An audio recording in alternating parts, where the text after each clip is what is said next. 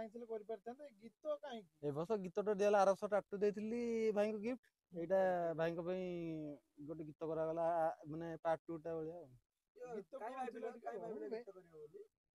ଆଜ୍ଞା ହାତକୁ ଟାଟୁ କରିଥିଲେ ଏଥର କାଇଁ ଭାବିଲେ ଗୀତ କରିବେ? ପୁଣି ଲୋକ ଇଣ୍ଟରମେଣ୍ଟ ହୁଅନ୍ତୁ ଗୀତଟା ଫିମେଲ ଭର୍ସନରେ ଆସିନଥିଲା ନା ଯେ ବି ସଞ୍ଜୁ ମହାନ୍ତି ଗୀତ ଗାଇଛନ୍ତି ବହୁତ ବଢିଆ ଭାବରେ ଗାଇଛନ୍ତି। ଗୀତଟା କଣ ଅନେକ ସିଙ୍ଗର ଥିଲେ ଆପଣ ସଞ୍ଜୁ ମ୍ୟାଡାମ ଶୁଣନ୍ତୁ କାହିଁକି ମୋର ତ ଦିଟା ଲେଡି ସିଙ୍ଗର ଫେଭରାଇଟ ପ୍ରଥମେ ଅନ୍ତରା ଦିଦି ଆଣ୍ଡ ସଞ୍ଜୁ ଦିଦି। ଅନ୍ତରା ଦିଦିଙ୍କୁ କାଇଁ କହିଲେନି? ଦିଦିଙ୍କୁ କହିଥିଲି ଯେ ଦିଦି ଟିକେ ମାନେ ସୋରେ ବ୍ୟସ୍ତ ଅଛନ୍ତି ସେ ସକାଶେ ସଞ୍ଜୁ ଦିଦିଙ୍କୁ ନେଲି ଆଉ। କି ଅନ୍ତରାଙ୍କଠୁ ସଞ୍ଜୁ ଦିଦିଙ୍କର କମ ବଜେଟ ପଇଲା ବୋଲି ନା ନା ସେମିତି ନା ଦି ଜଣ ମୋ ପାଇଁ ସମାନ।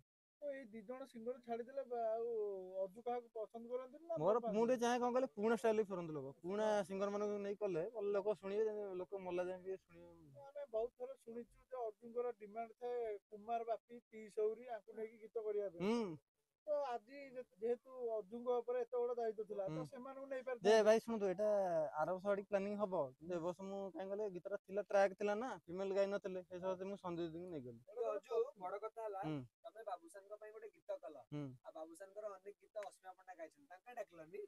ସେଇଟା ମୁଁ କିଛି କହିପାରିବିନି କିନ୍ତୁ ମୋର ଫେବରେଟ ଯିଏ ନା ଆପଣଙ୍କ ଯେମିତି ଚିକେନ ଖାଇବାକୁ ମଟନ ଖାଇବାକୁ ଇଚ୍ଛା ମୁଁ ସେମିତି ଚଏସ୍ କଲି ମୋ ଚଏସ୍ ନା। ଅସୀମା ପଣ୍ଡାଙ୍କର ଆପଣଙ୍କର ଫେବରେଟ ନୁହଁ? ହଁ ସମସ୍ତେ ଭଲ କିନ୍ତୁ ମୋର ଟିକେ ଯାଏ ମୁଁ ପୁରୁଣା ଖଟକା ଦିଆ ହୁଏ। କୋଉ ଷ୍ଟୁଡିଓରେ ଗୀତ ହେଇଛି ଗୀତ କେମିତି ରେକର୍ଡିଂ ହେଲା ସୋମେଶ କଣ ଭାଇଙ୍କ କେମିତି? ଷ୍ଟୁଡିଓ ନମ୍ବର 1 ଷ୍ଟୁଡିଓ ଏଇନେ ନମ୍ବର 1 ରେ ଚାଲିଛି ଏମିତି ବହୁତ ବିଜିଏମ୍ ବହୁତ ବଢିଆ କରିଥିଲେ ଅଭିଷେକ ଭାଇ ବି ଆମର ଟ୍ରାକ୍ କରିଛନ୍ତି ଆମର ପଞ୍ଚମ ମିଡିଆ ଚ୍ୟାନେଲରେ ଗୀତଟା ରିଲିଜ ହବ ମ୍ୟୁଜିକ୍ ଡାଇରେକ୍ଟର ଅଛନ୍ତି and lyricist Dibyanandan Prasad Nanda sir. ହଁ ତ ଗୀତ କଣ କେମିତି ଅଛି ଟିକେ ଗୀତର ଗାଇକି ହେଲା ଟିକେ ଶୁଣେଇବେ ଆମକୁ। ବାବୁସାନ ତମେ ଆମର ହିରୋ ଆମେ ତମର fan fan fan fan fan fan. କେବେ ରିଲିଜ ହବ? ରିଲିଜ ହେଲା ଜୁଲାଇ 30 ତାରିଖ ଭାଇଙ୍କ ଜନ୍ମଦିନ ଆଡଭାନ୍ସ ହାପି ବାର୍ଥଡେ ଭାଇଜାନ। ଜୁଲାଇ 30 ଦିନ ସକାଳେ ରିଲିଜ ହବ ପଞ୍ଚମ ମିଡିଆ ଚ୍ୟାନେଲରେ। ଜୁଲାଇ 30ରେ କଣ ସ୍ପେଶାଲ ଅଛି ବାବୁସାନଙ୍କ ପାଇଁ ଫ୍ୟାନ ମାନଙ୍କ ସେଇଟା ଏଇଟା ମୁଁ ଗିଫ୍ଟ ଦଉଛି ଭାଇଙ୍କୁ ତା ବାଦ 31 ତାରିଖ ଆମର ମାନେ ବୋଉ ବୁଟୁ ଭୂତର 50 ମାନେ ଗୋଲ୍ଡେନ ଜୁବଲି ପାଳନ ହବ ସେଦିନ।